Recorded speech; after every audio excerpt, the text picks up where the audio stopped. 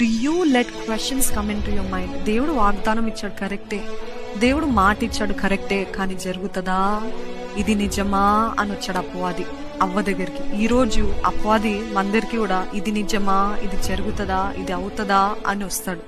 Direct గా చెప్పడు ఏంటి జరగదు అని చెప్పడు, కానీ క్వశ్చన్స్ తోటి, అనుమానాలతోటి, ప్రశ్నలతోటి మన దగ్గరికి వస్తాడు. ఈరోజు మన విశ్వాసాన్ని కూడా మనం జాగ్రత్తగా కాపాడుకోవాలి.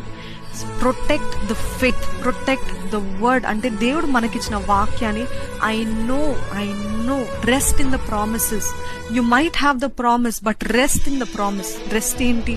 మీకు వాగ్దానాలు ఉన్నాయి, కానీ దాంట్లో సమాధానంగా దేవుడు నాకు చేస్తానన్నాడు, చేస్తాడు అని నెమ్మదిగా ఉండటమే రెస్ట్. నెమ్మదిగా అంటే విశ్వాసంలో మౌనంగా ఉండి ఆయన కార్యం కోసం, ఆయన రక్షణ కార్యం కోసం ఎదురు చూడటం. Just have